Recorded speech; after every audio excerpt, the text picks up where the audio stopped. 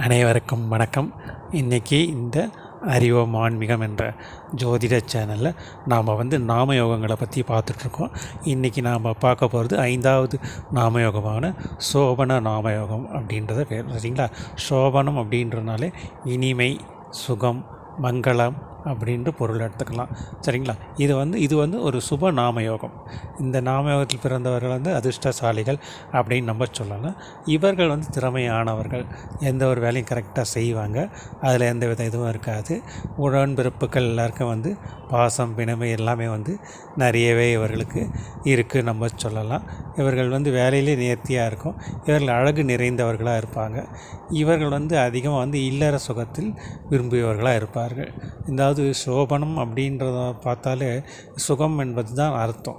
ஓகேங்களா? அதாவது இது எப்படி அப்படின்னா, இந்த திருமணமாகி சாந்தி முகூர்த்தம் நம்ம குறிக்கிறோம் இல்லைங்களா?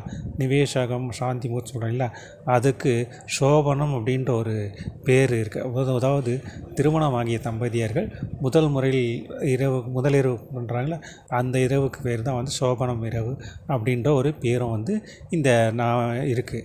ஓகேங்களா? அந்த இதில் இருக்கிறவர்கள் அப்படி பிறக்கும் பொழுது குழந்தைகள் அவர்கள் செல்வ வளம் நல்ல சிரமிக்கவர்களாகவும் சாதிக்க பிறந்தவர்களாகவும் எந்த ஒரு ஆராய்ச்சியாளர்கள் அந்த மாதிரி தொழில்நுட்பம் அந்த இதில் நுட்ப அறிவுகள் அதிகமாக விளங்குபவர்களாக இருப்பாங்கன்றது இன்னொரு பொருளும் இதுக்கு இருக்குது. சரிங்களா? அத்தகைய திறமை மிக்கவர் இந்த சோபன நாமயோகத்தில் பிறந்தவர்கள் அப்படின்னு சொல்லலாம். பொதுவாகவே அது மட்டும் இல்லாத இவர்கள் பார்த்தோம் அப்படின்னா இந்த பிறந்தவர்கள் இவர்கள் கஷ்டப்படாமல் எப்படி சம்பாதிக்கணும் அப்படின்றத இவங்ககிட்ட கற்றுக்கலாம். அதில் இவர்கள் வல்லுநர்கள் அப்படின்னு சொல்லலாம். நோவாமல் நோன்பு கும்பிட்டோன்னு சொல்கிறோம் இல்லைங்களா? அதே மாதிரி இவர்கள் ஈட்டு வருமானம் கஷ்டமே படாமல் உட்கார்ந்த இடத்துலேருந்து சம்பாதிக்கிற திறம் படைத்தவர்கள் தான் சோபன நாமயோகத்தில் பிறந்தவர்கள் சொல்கிறான். இவர்கள் எப்படி கமிஷன் பிஸ்னஸ்ஸு, வீடு கட்டி வாகனம் இதெல்லாம் வாடகை வருதில்ல, அதை மாதிரி இதில் வீடு இல்லை வண்டி இடம் வாடகை கொடுவாங்க, இல்லை கடை கட்டி இது மாதிரி அந்த மாதிரில இவர்கள் இன்கம் அதிகமாக வரும். அதே போல் இவர்கள் வீட்டில் பார்த்திங்கன்னா பெண்கள் வேலைக்கு தான் வருமானம் சம்பாதிக்கணும். அதுவும் இந்த நாமயோகத்தில் பிறந்தவங்களுக்கு அந்த ஒரு இதுவும் இருக்குது. அவங்களுக்கு இவர்கள் உண்மையை நல்லவர்கள், படிப்பு இதெல்லாமே நல்லாயிருக்கும். அது இவர்கள் இல்லற சுகத்தில் அதிகமாக நாட்டம் உள்ளவர்களாக இருப்பார்கள். அதனால் ஒரு சில பிரச்சனைகள் விரைவில் விரக்தி அடைய பிரச்சனைகள் இவர்கள் இயற்கையாக வரும். ஸோ அந்த மாதிரி நிலையில் இவர்கள் இருக்கும் பொழுது இவர்கள் ஐயப்பனை வழிபடுறது இவர்களுக்கு நன்மைகள் அதிகமாக செய்யும். இந்த யோகத்தில் நிறைய பேர் ஐயப்ப பக்தர்களாக கூட இருக்கிறது நிறைய பேர் இருப்பாங்க. ஸோ இவர்கள் எந்த ஒரு வேலையை செய்யும் போதும் ஐயப்பனை பிரார்த்தனை பண்ணிவிட்டு அவருக்கு வேண்டுதலை வச்சுட்டு செய்தாங்க அப்படின்னா அதில் எண்ணிக்கை இவர்கள் வெற்றியே காண்பார்கள் அப்படின்னு நம்ம சொல்லலாம். அத்தகைய திறமைக்கவர்கள் இந்த சோபன நாமயோகத்தில் பிறந்தவர்கள். இனிமையாக பேசுபவர்கள், அழகாக இருப்பாங்க, எல்லாருக்கும் நன்மைகள் நல்லா செய்வாங்க. உல்லாச விரும்பிகள், பிரயாணங்கள் அதெல்லாம் நிறையவே செய்கிறவங்களாக இருப்பாங்க. எந்த ஒரு வேலையும் நேர்த்தி நிறமை இதெல்லாம் இருக்கும். பணத்துக்கெல்லாம் பிரச்சனை இருக்காது. இவர்கள் சுகவாசிகள் தான். இந்த யோகத்திலே இருக்குது. சுகவாசிகள் தான். மங்களகரமான வார்த்தைகள்லாம் பேசுவார்கள், இனிமையாக பேசுபவர்களாக இருக்கும். அதாவது இது இனிமையான தனிமை இனிமை அப்படின்னு சொல்லிங்களா, அந்த மாதிரி இதில் இந்த யோகத்துக்கு சிறப்பு பேர் போனது தான் இந்த சோபன நாமயோகம் அப்படின்றது நம்ம சொல்கிறோம். சில அத்தகைய சிறப்பு மிக்கது இந்த யோகம். இவர்கள் எல்லாருக்கும் நன்மைகள் அதிகமாக செய்யும். ஆன்மீகத்தில் ஈடுபாடுகள் இருக்கும் ஓரளவுக்கு. இவர்கள் உல்லாச விரும்பிகள் சொல்லுவோம், ஆடம்பர பிரியர்களாக இருப்பாங்க, செலவுகள் நிறைய செய்பவர்களாக இருப்பாங்க. அதெல்லாம் நாமயோகத்தில் பிறந்தவர்களாக இருப்பாங்க. இவர்களுக்கு யோகி அப்படின்னு பார்த்தோம் அப்படின்னா இவர்களுக்கு சூரிய பகவான் யோகியாக வருவார், சனி பகவான் அவயோகியாக வருவார். சூரிய பகவான் நின்ற நட்சத்திரம் பார்த்தோம் அப்படின்னா இவர்கள் உத்திர நட்சத்திரத்தில் உத்திர நட்சத்திரம் இருக்குது.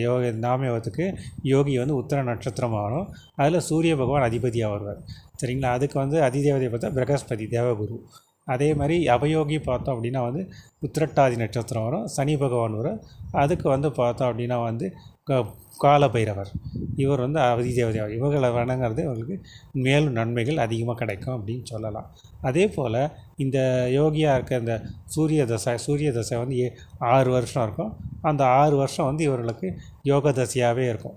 பொதுவாக சூரிய தசை நடக்கச்சே ஒரு சில காரியங்கள் செய்யக்கூடாதுன்னு சொல்லுவாங்க. ஆனால் இவர்கள் எந்த காரியங்களோ அதில் இவர்கள் வெற்றியே தான் கிடைக்கும், அமோகமான வளர்ச்சியை காண்பார்கள் சொல்லலாம். அதே மாதிரி சூரியன் இந்த நிற்கிறது பார்த்தா உத்திர நட்சத்திரம் சொன்னோம். அது சிம்மம் இல்லை கன்னி ராசி, இந்த 2 ராசியில் இருக்கிற கிரகங்கள் அந்த கிரகங்கள் தசா உத்திர நட்சத்திரத்தில் இருந்த கிரகங்கள் தசா நடத்தும் போது இவர்களுக்கு அந்த யோக தசையாகவே மாறும்னு சொல்லலாம். சரிங்களா? அதேமாதிரி சூரியனோட வழிபாடு செய்யறது, சூரிய நமஸ்காரம் செய்யறதும். ஸோ சூரியன் வந்து தந்தைக்காரகன். ஸோ தந்தைக்காரகன் அப்படின்னு சொல்லி பிள்ளைகள். ஸோ எங்கள் பிள்ளைகளுக்கு வந்து இவங்க துணிமணி வாங்கி சூரியன் கலர் இருக்கணும், சிவப்பு கலர். ஸோ அந்த மாதிரி துணிகள் வாங்கி கொடுத்தோம். கோதுமை இது வந்து கோதுமை தானம்.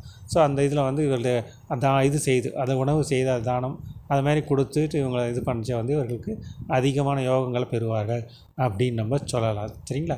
அதே மாதிரி இந்த அவயோகியாக சொல்கிற வந்து உத்திரட்டாதி நட்சத்திரத்தில் சனி பகவான் வரார். ஸோ அந்த உத்திரட்டாதி நட்சத்திரத்தில் ஏதோ ஒரு கிரகம் வந்து தசா நடத்தினாலும் அந்த தசா வந்து இவர்களுக்கு அதிக நன்மைகளை தராதுன்னு சொல்லலாம், கெடுபலன்களே தரும் அப்படின்னு சொல்லலாம். அதே போல் இந்த சனி பகவான் அவரோட இதில் வரைச்சி வந்து அந்த சனி பகவான் எந்த நட்சத்திர சாரம் பெற்றிருக்காரோ அந்த தசா காலங்களிலும் இவர்களுக்கு அந்த காலங்கள் வந்து கொஞ்சம் கவனமாக இருக்க வேண்டும் நம்ம சொல்லலாம். சரிங்களா? வார்த்தைகளை இவங்க பேசும்போது கொஞ்சம் நிதானித்து பேசுறது இவர்களுக்கு செல்வ சிறப்பாக இருக்கும் அப்படின்னு நம்ம சொல்லலாம். சரிங்களா? ஆனால் அதே அந்த சனி பகவான் வந்து இந்த சூரிய பகவானோட நட்சத்திரங்களான கார்த்திகை, உத்திரம், உத்திராடம் இந்த நட்சத்திரத்தில் இருந்தார்னு வச்சுக்கோங்க. இந்த நட்சத்திரத்தில் இருந்தார் அப்படின்னா அந்த சனி மகா தசையை வந்து இவர்களுக்கு யோக தசையாகவே மாறணும். ஸோ அந்த யோக தசையாக மாறிச்சின்னா சனியை போல் கொடுப்பார் இல்லைன்னு நம்ம சொல்கிறோம். சனி கொடுக்க எவர் தடுப்பார் அப்படின்னும். ஸோ அத்தகைய திறமை மிக்கவர் தான் சனி பகவான். ஸோ தர்மவான், நீதி, நேர்மை இதெல்லாம் பார்ப்பவர் தான். ஸோ அத்தகைய திறமை மிக்க அவர் வந்து நன்மைகள் அதிகமாக வந்து இவர்கள் அந்த தசா காலங்களில் செய்வார். அது மட்டும் இல்லாத இவர்கள் நம்ம நேர்மையாக இருந்துட்டோம் அப்படின்னா யாருக்கும் எந்தவித கெடுதல்கள் செய்யாத எல்லோரும் நன்மைகள் நிறைய செய்திருந்தோம், அப்போ தான தர்மங்கள் இதெல்லாம் நம்ம இயற்கையாகவே செய்துட்ருக்கோம் அப்படின்னா கூட இந்த சனி தசா வந்து உங்களுக்கு நார்மலாக எந்த ஒரு இதில் இருந்தால் எந்தவித பாதிப்புகளும் தராதுன்னு நம்ம சொல்லலாம். சரிங்களா? அத்தகைய சிறமை மிக்கது இந்த இது.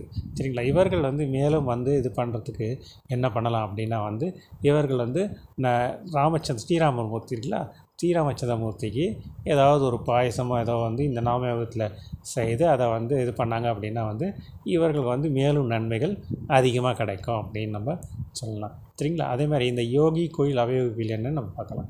ஸோ யோகிக்கு வந்து பார்த்தா சூரியனுக்கு வந்து கும்பகோணத்தில் இருக்க சூரியனார் கோயில் தான் வந்து இவங்களுக்கு யோகி கோயிலாக கிடைக்கும். சரிங்களா? அங்கே போயிட்டு ஒரு தரிசனம் பண்ணிட்டு வர்றது, சூரிய நமஸ்காரம் பண்ணிவிட்டு அங்கே ஒரு வஸ்திரதானம் ஒன்று பண்ணிட்டு வந்தாங்க அப்படின்னா சுவாமிக்கு இவங்களுக்கு வந்து மேலும் நன்மைகள் அந்த அதிக பலன்கள் இவர்களுக்கு கிடைக்கும்னு நம்ம சொல்லலாம். அதேமாதிரி அவயோகியாக இருக்கவர் பார்த்தா சனி பகவான். சனி பகவானுக்கு வந்து பார்த்தோம் அப்படின்னா வந்து குச்சானூரில் இருக்க சனீஸ்வர பகவானை போயிட்டு வணங்கிட்டு அங்கே வந்து இவங்க வந்து ஒரு இரும்பு வாங்கி அதை தானம் அன்றைக்கே வாங்கி அப்பயே கொடுத்துரும். அப்படி எடுத்துகிட்டு ஏன்னா வச்சிருக்கக்கூடாது, என்றைக்கு வாங்கினா அன்றைக்கே கொடுக்குற மாதிரி இருக்கணும். அப்படி கொடுத்துட்டு வந்தாங்க அப்படின்னா அந்த சனி தசையை வந்து இவர்கள் கெடுபலெல்லாம் குறைஞ்சி அதிகமான நன்மைகளே அவர்களுக்கு கிடைக்கும் அப்படின்றது வேறு திண்ணமாக நம்ம சொல்லலாம்.